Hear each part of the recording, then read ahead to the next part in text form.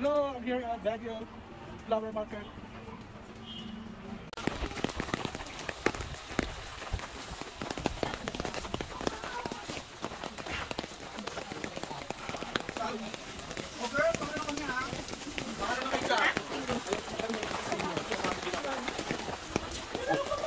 Meron ako kwento.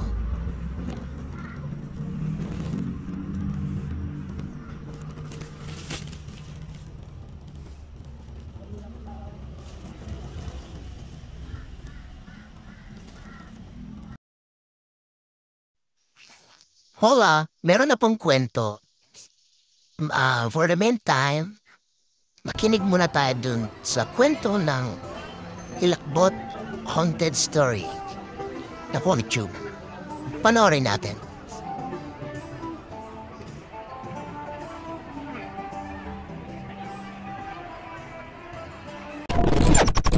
Itinayo ang Diplomat Hotel taong 1913 at base sa orihinal na plano, ito ay magsisilbing bahay bakasyunan ng mga Dominikanong pari.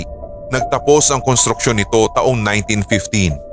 May accounts na nagsasabing 1911 pa umano na itatag ang bahay bakasyunan sa tuktok ng Dominican Hill. Subalit kung pagbabasihan natin ang historical marker sa entrance ng lumang hotel, 1913 ang kinikilalang tiyak na taon ng pagsisimula nito na nooy unang tinawag pang The Dominican Hill and Retreat House. Mula sa pagiging retreat house, 2 taon mula nang maitayo, na-convert ito bilang isang eskwelahan simula noong 1915. Dito'y umusbong ang Colegio del Santísimo Rosario. Sa kagustuhan naming makatipon ng impormasyon patungkol sa pagiging eskwelahan nito, bigo kami sapagkat walang makapagbigay sa amin ng kailangang detalye kahit man lang sa internet. Isipin na lamang natin na konti lamang ang naging estudyante nito kung kaya't taong 1918 ay binalik ito sa pagiging retreat house hanggang 1940. Kung makapagkikwento nga lang daw ang bawat sulok ng istruktura, malamang titigil ang oras sa taong 1940 kung kailan nangyari ang digmaan at ang pananakop ng mga Hapon. Nananatiling piping saksi ang istrukturang ito, lalo at naging refugee center ang Diplomat Hotel ng mga pamilya, madre at mga paring Dominikano na takot sa pwersang Hapon noong mga panahong yun. Ngunit hindi dito nagtatapos ang kwento sapagkat sa parehong pagkakataon natuklasan at kalaunay inokupahan na rin ng malulupit na pwersang Hapon ang kanlungan ng mga kawawang biktima ng digmaan. Mula nga rito, ginawa ng headquarters ng hukbong sandatahan ng Hapon ang naturang gusali. Ayon sa research ng Team Haunted History, ang lihim na military police arm na kung tawagi Kempeitai ang umukupa sa gusali. Dito'y kahindik-hindik at brutal na aksyon ng kanilang ginawa sa lahat ng mga nakatira sa gusaling yun. Dito naganap ang panghahalay, torture at massacre, kabilang ang pagpugot pa sa mga madre at pari sa loob ng gusali.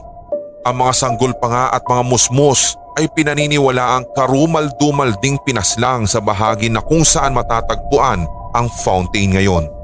Ito ang madilim na kasaysayan na siyang magbibigay ng konkretong dahilan sa mga paranormal claims katulad ng headless apparition, mga nakakakilabot na panaghoy at iba pang hindi pangkaraniwang tunog sa gitna ng katahimikan, lalo nang maging hotel ito. Abril 1945 nang binomba ng pwersang Amerikano ang tanggulang ito bilang bahagi ng gyera kontra Hapon at sa kalayaan ng Pilipinas sa naturang mananakop. Subalit nalaman namin mula sa isang reliable source na noong sandaling pinapaulanan na ng bomba ang paligid ng gusali, isa-isang kinitil na mga sundalong Hapon ang kanilang buhay sa loob pa mismo ng istruktura. Mula 1945 hanggang 1947, sumailalim sa reconstruction ang gusali lalo sa mga bahaging matinding na puruhan ng pambobomba. Rineserba rin ang mga Japanese tunnels sa paligid ng Diplomat. Ang isang lagusan pa nga'y tightly sealed na sa kasalukuyan at ngayon ay naging bahagi na ng isang mini resto sa gilid ng gusali. Taong 1973, dito na siya unang tinawag na Diplomat Hotel. Mula sa mga pinagdaanan noong panahon ng gyera, nanumbalik ng paunti-unti ang pagiging atraksyon nito lalo nang i-convert ito bilang isang hotel ng Diplomat Hotels Corporation. Now the present.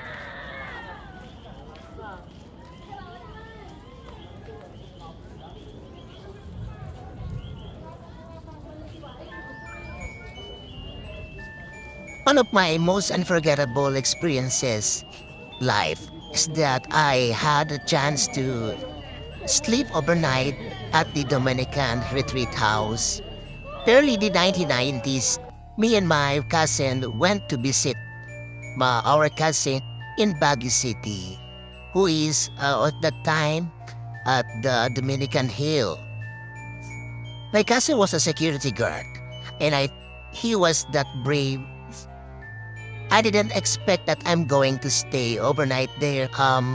My cousin, security guard, invited us have some drinks. So my other cousin, who just arrived from abroad as a seaman, brought some alak. So we have some drinking session until the moment sleep already. So I went ahead, sleep.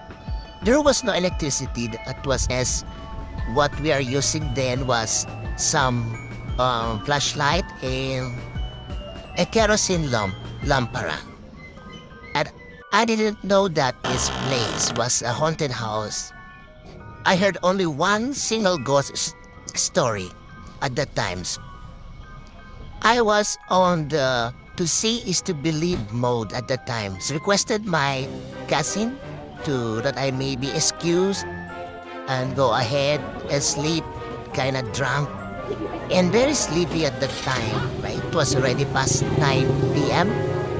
So my cousin who is a guard accompanied me towards his room. There was no door. I think there was no window either. It was closed. But there are a lot of, parang ang gulo-gulo ng room. Wala magandang furniture. Noong gabi yun, mas nangingibabaw yung na may halong lasing. Hindi ko na masyado iniisip yung takot. Sobrang dilim. Kasi nung hinatid ako nung pinsan kong security guard, inuman session. Pero ang feeling ko talaga sa pinsan ko, yung seaman, tabihan niya ako pagkatapos bilang minom. Kasi syempre, kailan, doon that time na sa sobrang laki ng lugar, laki ng building, yung ruins, malaki yung ruins, hindi mo man maiwasan, baka mamaya pagising mo, sa kaligatnaan ng pagtulog mo, may iba kang maramdaman. Pero yun nga, hindi ko talaga siya na-entertain talaga. Kung na-entertain na ganun mangyayaring experience na isipin ko pa ba yung mga mumo, mga ghosts, yung mga may pugot na ulo na pared. So yung ganon na, well, siguro talagang hindi pa siguro open yung third eye ko, kaya hindi ko pa masyadong yung mga kakaibang nilalang na yung sinasabi nila mga multo or ghost or yung mga paranormal activity. Ang nalang ngayon taon na ganun pala siya katinding nakatak. So I think twice ako pumunta doon after the pandemic, COVID pandemic. Gusto namin, lalo na yung kaibigan ko, gusto may maranasan daw kasi ako may naranasan na akong mga ganon, mga multo. So siya, never naka-experience o makita man lang na multo. So tulad dito kaya may ilaw, patay hindi ilaw dito sa Intramuros po yun. So dito naman na kayo ngayon sa isang hotel sa Quezon City. Ito, gawa-gawa ko na lang.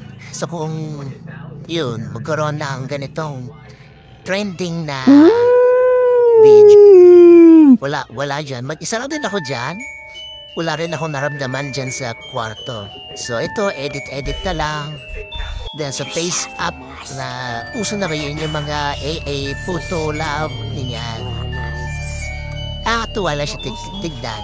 Pero ang sabi ng simbahan ng mga pare, wag daw tayong mag-celebrate na mag-stories. So sa akin naman, hindi ko naman siya celebrate.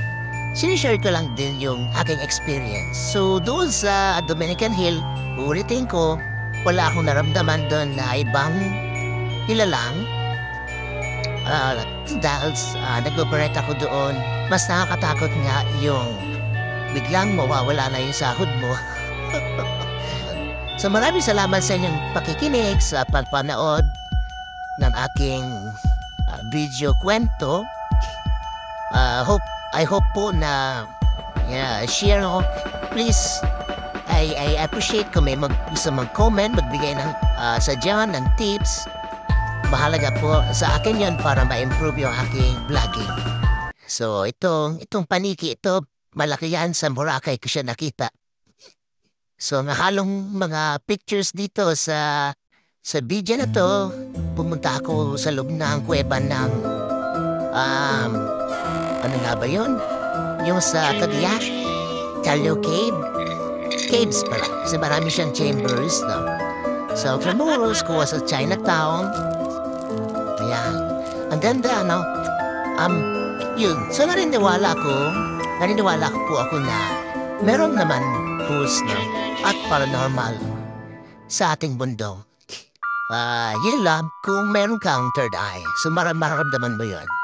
So ito mga bata, nagtapos sila sa Intramuros. Hindi ko sila nabalikan nung December kasi nag-promise pa naman ako na hopefully makikita ko sila ulit. So yun, again, maraming salamat. God bless lahat.